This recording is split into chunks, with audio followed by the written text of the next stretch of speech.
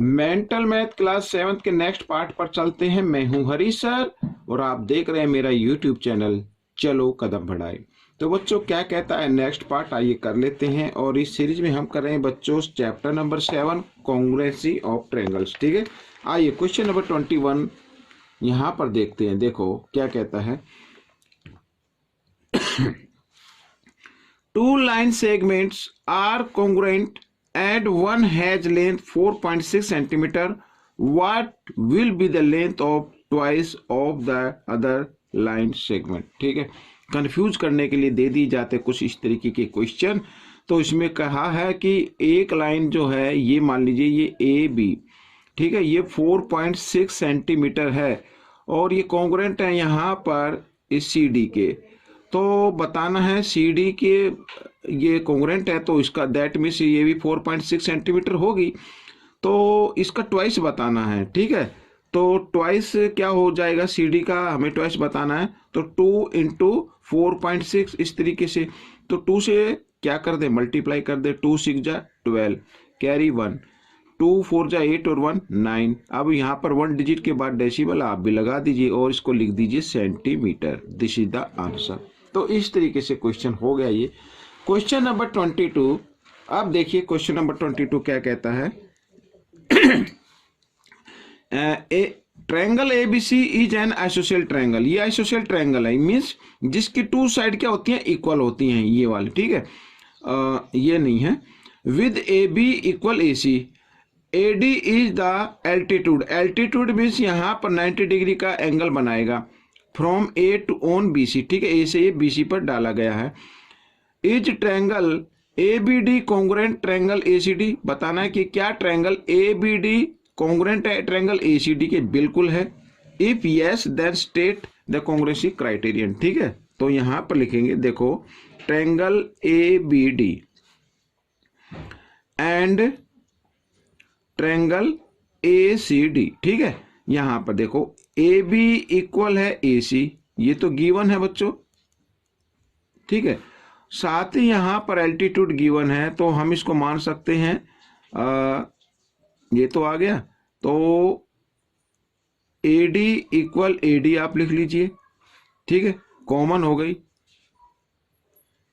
और यहां पर बच्चों कौन यहां पर आ रहा है, ये क्योंकि एल्टीट्यूड है तो ये 90 डिग्री का बनेगा। ए डी बी एंगल लिख दिए, A D B equal angle A D C 90 degree. ठीक है, तो इस तीनों कंडीशन से, तीनों प्रॉपर्टी से ये ट्रायंगल कॉन्ग्रुएंट हो गया। ए बी डी कॉन्ग्रुएंट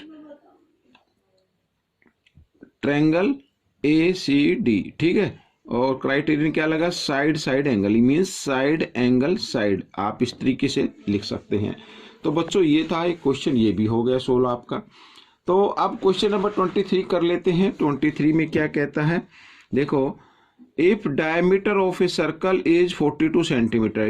ये सर्कल है, यहाँ पर ये डायमीटर है जो सेंटर से होके जाता है। ठीक है, ये क्या है, 42 सेंटीमीटर है diameter.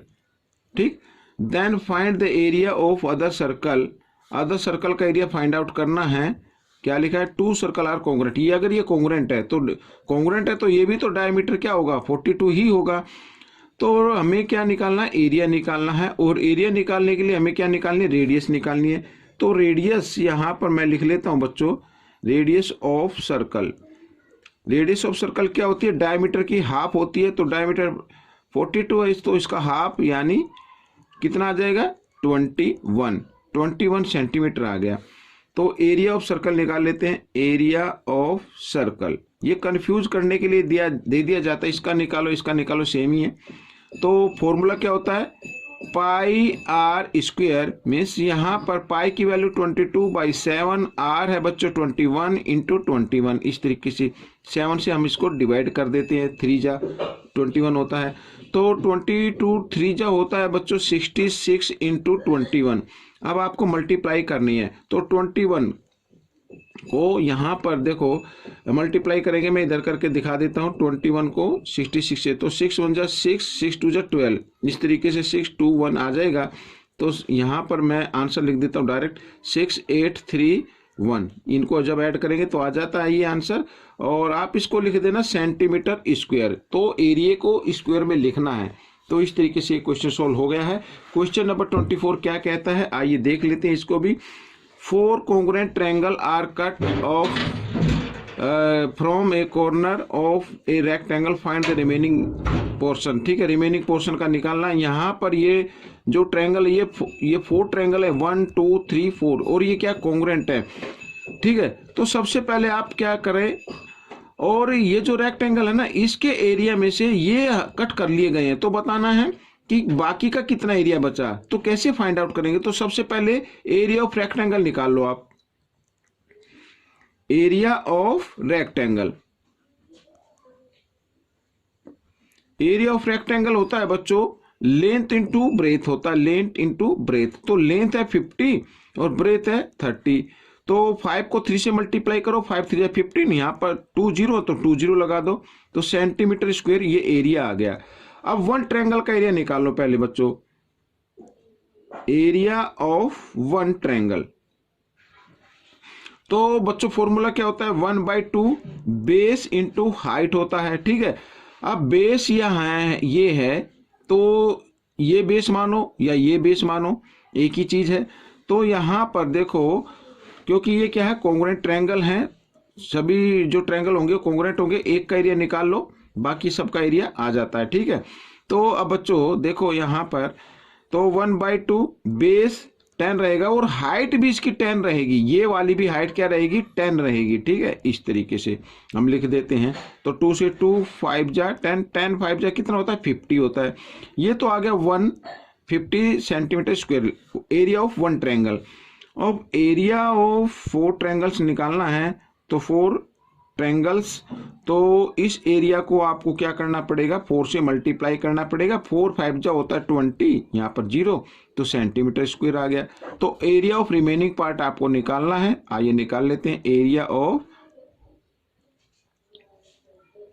Remaining part, area of remaining part क्या होगा बच्चों, रेक्टेंगल के एरिया में से माइनस कर देना है एरिया ऑफ 4 ट्रायंगल्स, मीन्स 200 को, तो आ जाता बच्चों 1300 सेंटीमीटर स्क्वायर। ये आपका आंसर बन गया। ठीक है, तो क्वेश्चन नंबर 25 पर आ गए हैं हम। देखो क्या कहता है, on the basis of measurement given in the figure, figure पे जो मेजरमेंट गिवन है, ठीक है, state the congruence criterion by which. तो हमें जो कॉन्ग्रुएंट क्राइटेरियन है वो हमें लिखना है। ठीक है, उसका हमें कथन लिखना है। देखिए यहाँ पर जैसे फर्स्ट है, यहाँ पर गिवन है ट्रायंगल ABC, ये कॉन्ग्रुएंट है ट्रायंगल BAD के। ठीक है, अब यहाँ पर ABC किसके, BAD के। तो अगर यहाँ पर देखें तो AB इक्वल आ रहा है BA के, जो इक्वल है 10 सेंटीमीटर के। ठीक है, एक तो ये आ गया, साथ ही यहाँ पर AC इक्वल है BD के, ये है 6 सेंटीमीटर, और यहाँ पर एंगल C इक्वल है बच्चों एंगल D इक्वल 90 डिग्री। ये जो साइन होता है ना, ये आप देख रहे हैं 90 डिग्री का होता है। तो इसमें जो क्राइटेरियन लग रहा है बच्चों RHS, ठीक है, राइट एंगल हाइपोटेन्यूज साइड। तो ये राइट एंगल हो गया, हाइपोटेन्यूज हो गया, और ये साइड हो गई। तो ये बच्चों आपका हो गया। अब सेकंड पार्ट में हमें बताना है कि ट्रायंगल, ये देखिए ACP, ये कॉन्ग्रुएंट है बच्चों ट्रायंगल BDP के। ठीक है, ये गिवन है, तो इसमें भी क्राइटेरियन लिखना है। तो सबसे पहले ACP, A यहाँ पर ये P है, ACP, ठीक है, ACP का AC इक्वल होगा यहाँ पर BD, और ये इक्वल होगा 6 सेंटीमीटर। ठीक है, समझ में आ गया। अब सेकंड यहाँ पर एंगल C इक्वल आ रहा है एंगल D के, जो गिवन है 90 डिग्री के। ठीक है, ये भी अपने पर गिवन है। अब एक चीज और इसमें आ रही है बच्चों, देखिए यहाँ पर ये 2 लाइन यहाँ पर इंटरसेक्ट करे, तो ये एंगल और ये एंगल, ठीक है, इसका नाम होगा एंगल APC। आप ऐसे लिख दीजिए, एंगल APC इक्वल होगा एंगल यहाँ पर BDP। तो BDP इन्हें बोलते हैं अपोजिट एंगल। Opposite angles.